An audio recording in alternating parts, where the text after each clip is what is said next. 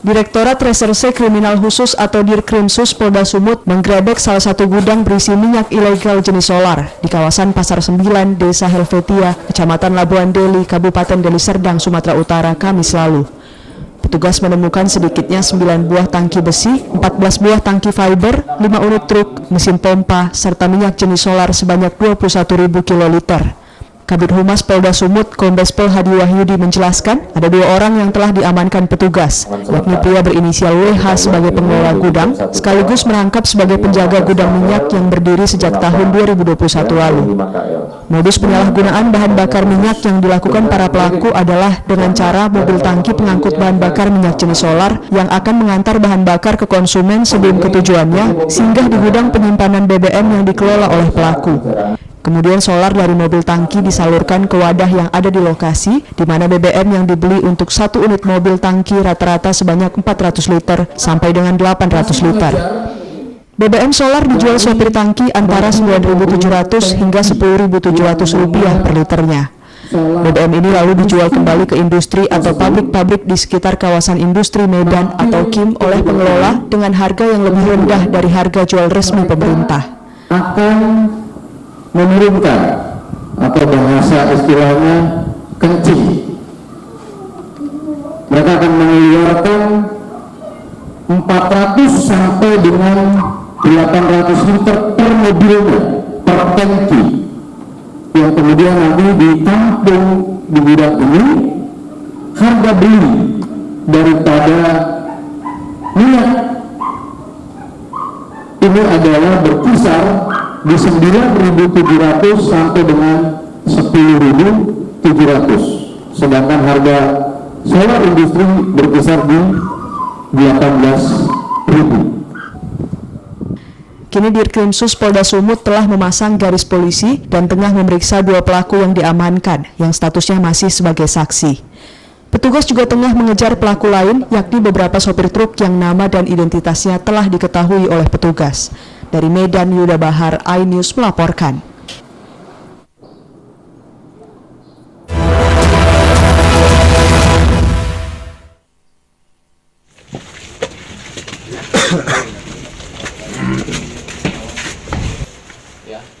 Inilah pabrik oli yang digerebek polisi yang mampu memproduksi 6.000 botol oli palsu dari berbagai merek hanya dalam waktu 1 hari. Para pelaku menempelkan label beberapa merek yang bentuk dan warnanya menyerupai oli ternama. Tak hanya itu, dalam pabrik juga terdapat ribuan kotak dan ratusan botol baru selain itu label. Tidak hanya oli kendaraan, para pelaku juga memproduksi minyak rem dan air radiator yang keseluruhannya memiliki kandungan tidak sesuai ketentuan yang bisa merugikan konsumennya. Kapolrestabes Medan, Komisaris Besar Polisi Valentino Alfatatareda menyebut para pelaku diketahui menjual oli yang mereka produksi keluar kota Medan, namun masih di wilayah Provinsi Sumatera Utara. Omset pabrik oli palsu ini terbilang fantastis karena mampu meraup keuntungan hingga 200 juta rupiah dalam 1 bulan dari hasil penjualan oli dengan harga sepertiga dari harga oli asli pada umumnya. Dalam praktek pembuatan olinya, para pelaku menggunakan cairan tertentu dan mencampurkannya dengan pewarna agar menyerupai warna oli yang dijual di pasaran. Namun dari hasil penelitian kita ternyata selain oli ada juga jenis-jenis lain yang termasuk air radiator yang di tempat ini. Istilahnya sudah banyak dikenal oleh masyarakat produsen ya sepeda motor. Untuk yang diproduksi di sini adalah 2 jenis merek atau 2 merek ya, yaitu merek Junko ya, ko-nya dengan C, lalu satu lagi merek Combo ya, com-nya juga dengan C ya. Jadi ada yang untuk oli sepeda motor, ada untuk power steering mobil, ada juga untuk shock breaker sepeda motor, dan ada juga yang untuk air radiator, perlindungan konsumen ya. Jadi ini ancaman hukumannya 5 tahun ya, dengan denda rata-rata sekitar 3 sampai 5 miliar rupiah. 8 tersangka dalam kasus ini kini sudah ditahan di Satreskrim Polrestabes Medan dan terancam hukuman penjara selama 5 tahun setelah dijerat dengan pasal berlapis, yakni Undang-Undang Nomor 8 Tahun 1999 tentang Perlindungan Konsumen, Undang-Undang Nomor 3 Tahun 2014 tentang Perindustrian, dan Undang-Undang Nomor 7 Tahun 2014 tentang Perdagangan. Dari Medan, Adi Palapa Harahap, iNews melaporkan.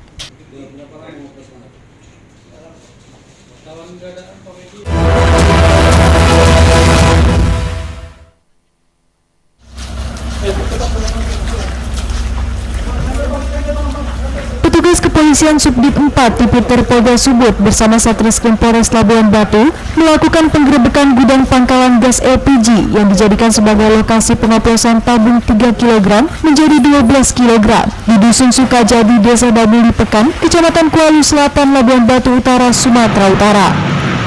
Selain menetapkan 2 orang operator, IQ 24 tahun dan RD 16 tahun warga Dabuli, Labuan Batu Utara sebagai tersangka, petugas juga mengamankan barang bukti tabung gas LPG 3 kg sebanyak 170 tabung, 12 kg sebanyak 71 tabung, 2 buah obeng, 21 buah karet gas, 50 alat jus atau pemindah isi, 57 buah hologram tabung 12 kg, 391 tutup tabung gas 3 kg dan 2 spidol dan tinta. Kasubdit 4 Tipiter Ditkrimsus Polda Sumut, Kompol Jericho Lavian Chandra menyebutkan, pengungkapan tindak pidana penyalahgunaan minyak dan gas bumi ini berawal dari informasi yang menyebutkan terdapat penyalahgunaan gas LPG yang disubsidi pemerintah pada Senin. Ini kami ingin menjelaskan penindakan terhadap penyalahgunaan LPG 3 kg subsidi dari pemerintah yang diubah menjadi LPG 12 kg. Jadi pada hari Selasa tanggal 5 September 2023, Polda Sumatera Utara Subdit 4 Tipiter bersama-sama dengan Polres Labuan Batu melakukan penindakan penyalahgunaan LPG 3 kg yang diubah menjadi gas tabung LPG 12 kg. Pada waktu penindakan diamankan sebanyak 6 orang, dengan 2 orang sudah ditetapkan sebagai tersangka. Untuk kegiatan pengoplosan ini sudah berjalan selama 2 tahun. Gas LPG yang dioplos ini biasa dipasarkan di wilayah kabupaten tetangga, yakni Labuan Batu dan Asahan hingga Provinsi Aceh. Dan polisi masih terus mendalami kasus ini dengan memintai keterangan saksi-saksi dan ahli. Dari Labuan Batu Utara, Ikang Amanda, iNews melaporkan.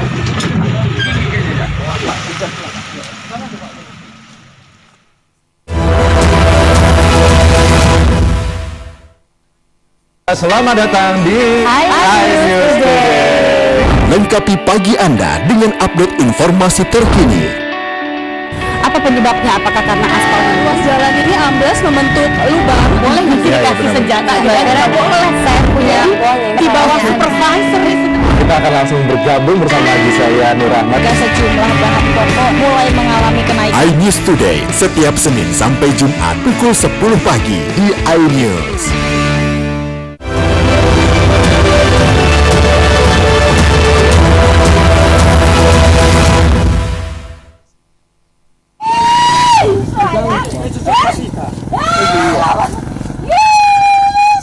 Seorang pria remaja kritis setelah terlindas truk bermuatan material tanah di Jalan Lintas Medan Kota Cade, tepatnya di Desa Perbesi, Kabupaten Karo, Sumatera Utara.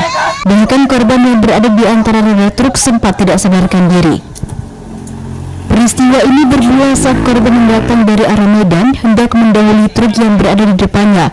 Namun karena bersenggolan dengan sesama pengendara sepeda motor yang datang dari arah berlawanan, korban lalu terjatuh dan langsung tertabrak truk. Korban yang kritis karena mengalami luka serius di bagian kaki akibat remuk tertabrak truk, lalu dievakuasi warga dan dilarikan ke rumah sakit terdekat guna mendapatkan penanganan medis. Itu memotong mobil truk ini. Setelah itu rupanya ada koperasi dari sini. Yaudah, Kereta ya bang ya? habis itu dia nyerempet kereta koperasi jatuh, dia pun masuk ke dalam kolong mobil truk. Ya udah, dia terlindas. Terlindas sama truknya itu.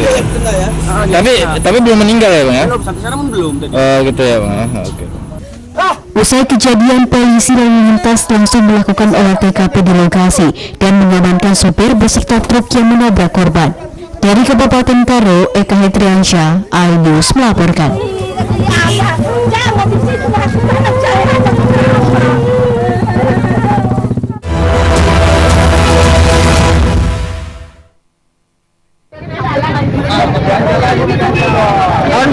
Masih hidup. Evakuasi sopir Colt Diesel yang terjepit kabin kendaraan usai mengalami laka lantas adu banteng dengan truk tronton di Jalan Sum Asam Jawa, Kecamatan Torgamba, Kabupaten Labuan Batu Selatan berlangsung dramatis. Kecelakaan ini juga sempat mengakibatkan kemacetan arus lalu lintas. Kanit Lantas Polsekta Kota Pinang, AKP Tarjuki mengatakan, awalnya Colt Diesel bernopol BA8375DU yang dikemudikan oleh Asrial Nasution, 44 tahun, warga Kecamatan Rau, Kabupaten Pasaman, datang dari arah Bagan Batu menuju Medan dan melaju dengan kecepatan tinggi. Sementara dari arah berlawanan datang tronton bernopol BA8117HU yang dikemudikan oleh Rio Ade Putra, 39 tahun, warga Kota Solok, Padang.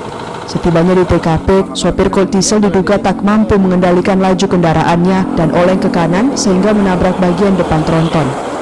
Akibat peristiwa ini, sopir Colt Diesel terjepit kabin dan langsung dilarikan ke RSUD Kota Pinang.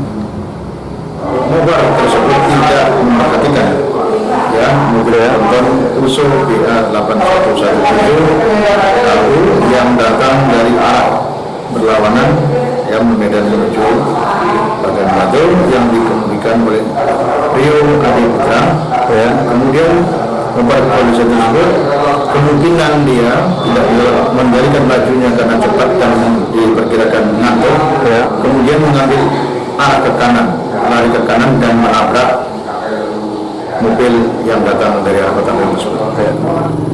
Dari Labuan Batu Selatan, Randi Kurniawan, iNews melaporkan.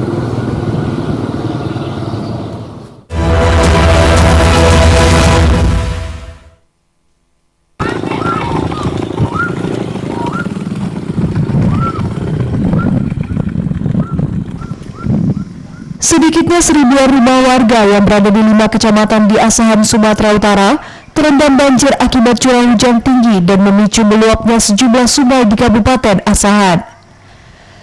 Ketinggian banjir bervariatif mulai dari 20 cm hingga setinggi paha orang dewasa. Tidak hanya merendam pemukiman warga, banjir juga menggenangi akses jalan raya hingga mengganggu aktivitas warga. Banjir menerjang Kabupaten Asahan sejak 2 hari terakhir pasca tingginya intensitas hujan yang turun. Warga yang rumahnya terendam kini terpaksa mengungsi di tenda pengungsian, namun ada juga yang memilih bertahan di rumah mereka yang terendam banjir guna menjaga harta benda mereka dari aksi pencurian. Banjir juga membuat warga kesulitan memperoleh air bersih. Yang dibutuhkan apa lah ya kan? Hah? Tenda lah.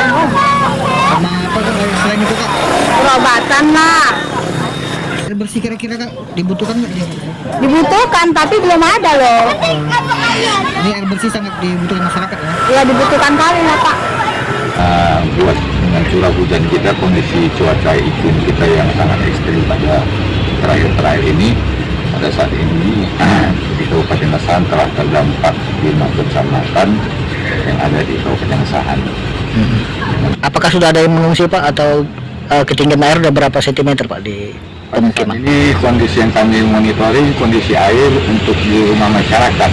Teman kita di masyarakat masih sekitar 10-20 cm, tapi khususnya untuk di Kecamatan Simpang 4, di Simpang 4 itu sudah kami mulai ada pengungsian dan kami sudah memasang tenda di sana. Warga berharap bantuan air bersih dan dapur umum dapat segera diturunkan ke lokasi pengungsian korban banjir, mengingat hujan masih terus terjadi di Kabupaten Asahan. Dari Asahan, Ulu Amri, iNews melaporkan.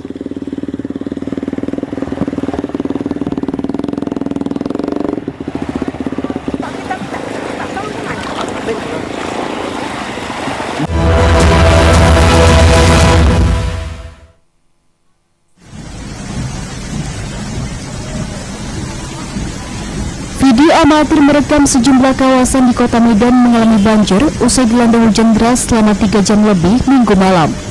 Seperti di kawasan Jalan Gatot Subroto, air menggenang hingga nyaris menutupi knalpot motor. Bahkan dari video amatir di kawasan Ring Road, mobil sudah terendam banjir setinggi pintu dan nyaris menenggelamkan mobil. Hal serupa juga terjadi di kawasan Jalan Kiwi Medan Sunggal. Pengendara motor yang melintas terpaksa menurunkan laju kendaraannya. Bahkan beberapa di antaranya mengalami mogok karena berusaha menerobos banjir. Selain hujan deras dengan waktu yang cukup lama, Penyebab banjir diakibatkan pendangkalan parit serta pembongkaran drainase yang tak kunjung selesai. Kalau hujan, di wilayah kita ini sering terjadi banjir, seringkali seperti ini. Asal hujan deras kan, sering. Ketinggian paling-paling 50 sampai 60 cm lah. Hari ini sekitar ada mencapai 5 sampai 4 cm. Kalau hujan seperti ini.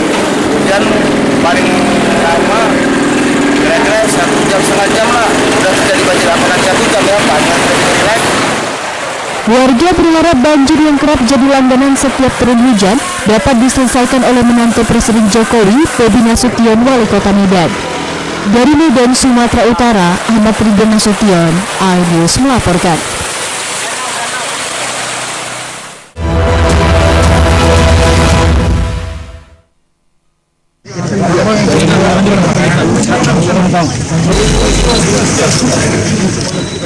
Wali Kota Medan Bobi Nasution didampingi kepala dinas terkait meninjau proyek pengerjaan pelebaran sungai yang berada di Jalan Sampali Medan area Selasa siang kemarin. Pelebaran sungai sepanjang 650 meter yang melewati 3 kecamatan ini bertujuan untuk pengendalian banjir, di mana sebelumnya sungai ini memiliki lebar 4 meter dan akan diperluas menjadi 7 meter. Meskipun demikian, sejumlah warga yang tinggal di lokasi pinggiran sungai justru melakukan penolakan terhadap pelebaran sungai ini dengan dalih tanah mereka akan terdampak akibat proyek ini. Namun Bobi mengatakan jika pelebaran ini tidak sedikit pun berdampak ke tanah masyarakat, melainkan jalan milik Pemko yang akan dipakai untuk pelebaran. Salah satu program pengendalian banjir, karena dari 2021, 2022 sampai dengan tahun ini juga kita masih melakukan program normalisasi pertama aliran drainase yang hari ini kita gunakan UDITS. Namun UDITS ini selesai sampaikan akan mengalirkan air dari titik-titik genangan ke area sungai. Namun sungainya kalau tidak pernah kita revitalisasi, tidak pernah kita perbaiki, alirannya juga akan menjadi satu kendala karena nanti backwater. Jadi hari ini kita lebarkan muka tampung airnya, yaitu kita lebarkan sungainya ini jadi tadinya lebarnya 4 meter, ada yang variasi ya, ini dia kelemahannya ada yang 3 meter, ada yang 4 meter, ini kita seragamkan semua jadi 7 meter. 90% area lahan yang kami besarkan sungai ini adalah area jalan milik pemerintah Kota Medan. Jadi nggak ada warga yang digusur, tidak ada warga yang kami pindahkan, tidak, ini area jalan. Nah jalannya pun tadi keluhan masyarakat nanti Pak jadi macet segala macam. Nanti kan kita lihat aturan-aturannya, karena di jalannya banyak alternatif.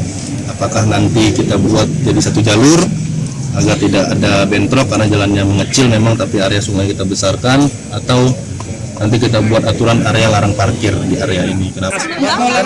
Bahkan di sela-sela tinjauannya, sekelompok warga menolak pelebaran sungai sempat mencoba menerobos rombongan wali kota. Bobi pun sempat berdebat dengan masyarakat dan menyebut kalau warga lain justru memicu kemacetan jalan raya di kawasan ini karena kerap memarkirkan kendaraan mereka di pinggir jalan. Kita sudah kayak gini sempit. Rumah ibu mana? Rumah saya sini. Ini yang orange. Iya. Mobil ibu yang mana? Ada satu. Ini mobil siapa? Mobil Mobil ibu. Ibu tahu nggak boleh parkir di sini? Ya kan nggak Ibu boleh. tahu nggak boleh parkir di sini? Ya memang kita nggak boleh parkir. Kenapa tetap parkir? Iya, kenapa? Kita warga Sampali kan juga masyarakat kan Pak.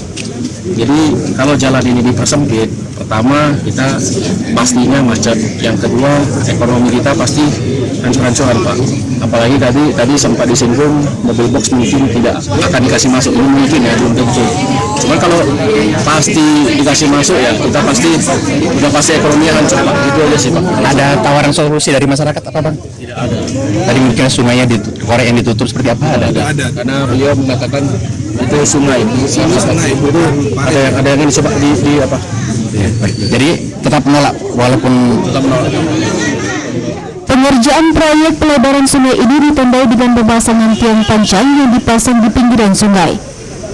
Dari Medan, Ahmad Ridwan Nasution, iNews melaporkan.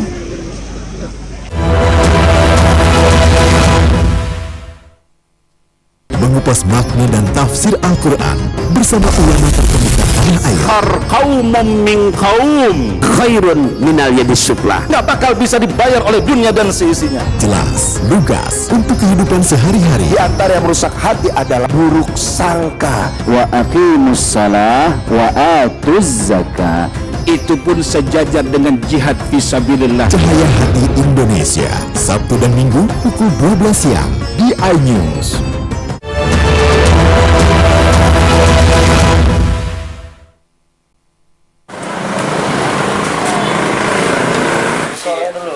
Beginilah cara salah seorang warga di Kabupaten Deli Serdang mengatasi kenaikan harga beras, yakni dengan memasak beras bercampur jagung. Seperti yang dilakukan Jumira, warga Dusun 3 Desa Lengau Seprang, Kecamatan Tanjung Berawa, Kabupaten Deli Serdang, Sumatera Utara. Menurut Jumira, cara ini sudah dilakukannya sejak 2 bulan terakhir, sejak harga beras di Kabupaten Deli Serdang terus melambung tinggi. Menurutnya, memasak nasi dengan campuran jagung sangat menekan biaya pengeluaran. Dikarenakan naiknya harga beras yang mencapai Rp14.000 per kilogramnya, sementara harga jagung jauh lebih murah di harga Rp8.000 per kilogramnya. Dengan cara ini, Jumira yakin dapat tetap memenuhi kebutuhan makan keluarganya karena sang suami hanya bekerja dengan penghasilan yang pas-pasan. Kalau pakai campur jagung kan biar hemat, lebih banyak dicampur jagung daripada beras sendiri gitu, nggak dicampur. Berapa? Kalau nggak pakai beras, kalau nggak pakai jagung 1 kilo. 1 kilo. Ya, Nah, 1 hari. Nah, kalau ini berapa? Kalau ini nggak sampai 3 mo, nggak sampai 1 kilo lah. Kini Jumira dan keluarganya hanya bisa berharap pemerintah dapat memperhatikan warga yang tak mampu membeli beras di tengah lonjakan harga yang terus merangkak naik setiap harinya seperti dirinya. Dari Deli Serdang, Rizky Fauzan, iNews melaporkan.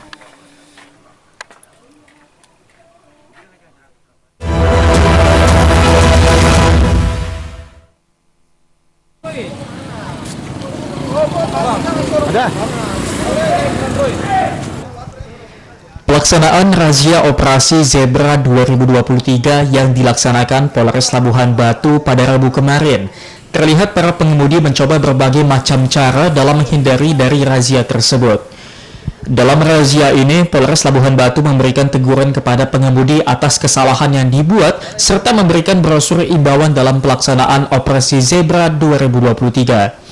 Adapun kelucuan dalam razia ini, terlihat emak-emak pengendara sepeda motor kabur saat diberhentikan petugas. Pengemudi banyak yang terlihat putar balik karena takut ditilang sebab tidak memakai helm. Pengendara sepeda motor, Lisa, memberikan apresiasi kepada pihak kepolisian atas operasi Zebra yang dilaksanakan. Menurutnya, ini adalah teguran buat dirinya karena tidak menggunakan helm. Ya, kayaknya lebih bagus lah. Ini seperti ini memang. Ya, pelajaran lah itu berarti. Pelajaran. Tapi positif ini Bu ya kira ya. Harapan Ibu gimana Bu? Nama orang lantas Polres sendiri Bu. Harapannya semoga lebih baik ke depannya. Sementara Kadit Laka Polres Labuhan Batu Ibda Ropensus Manik menyampaikan bahwa Polres Labuhan Batu melaksanakan operasi Zebra di seputaran kota Rantau Prapat dengan membagikan stiker dan brosur. Pelaksanaan operasi Zebra dari tanggal 4 sampai 17 September 2023. Kami hari ini melaksanakan pembagian stiker dan brosur dalam rangka operasi Zebra Toba 2023 khususnya di wilayah hukum Polres Labuhan Batu. Kami melaksanakan kegiatan ini di 6 lokasi kawasan tertib berlalu lintas, ditambah dengan jalan Sirandorung di Kota Rantau Prapat. Operasi Zebra 2023 juga bertujuan sebagai sarana cipta kondisi menjelang pelaksanaan operasi Mantap Brata Toba 2024. Dari Labuhan Batu, Ikang Amanda, iNews melaporkan.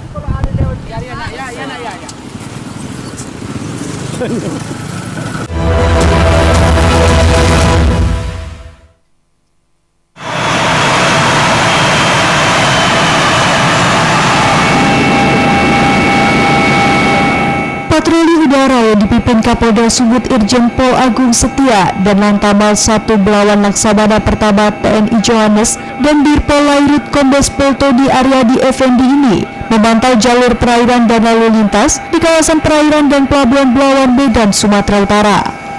Hasil pantauan dari udara, terlihat kegiatan di pelabuhan Belawan berjalan lancar, baik kapal-kapal yang berada di dermaga kontainer, dermaga minyak curah, dermaga penumpang, hingga arus lalu lintas yang didominasi truk kontainer pengangkut barang ekspor dan impor. Patroli udara ini juga dilakukan untuk memastikan kegiatan masyarakat di kawasan Pelabuhan Belawan berjalan dengan baik, serta menciptakan ruang publik yang aman dan nyaman. Diharapkan situasi Kamtibmas di Pelabuhan Belawan tetap terjaga kondusif, sehingga kegiatan perekonomian yang menunjang pemerintah dan juga masyarakat berjalan dengan lancar. Semua berjalan lancar, tertata dengan baik.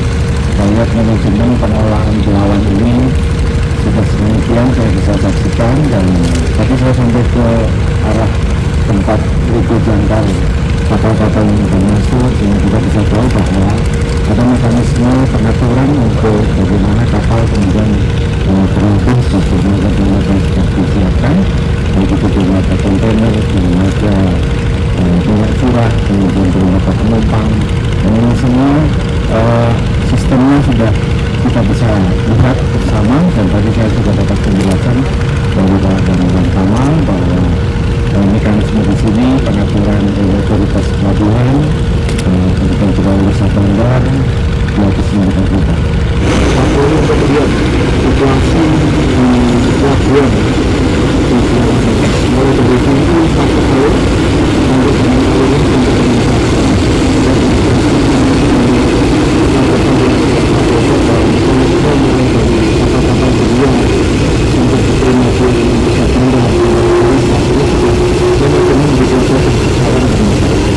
Dari Medan, Yuda Bahar, iNews melaporkan.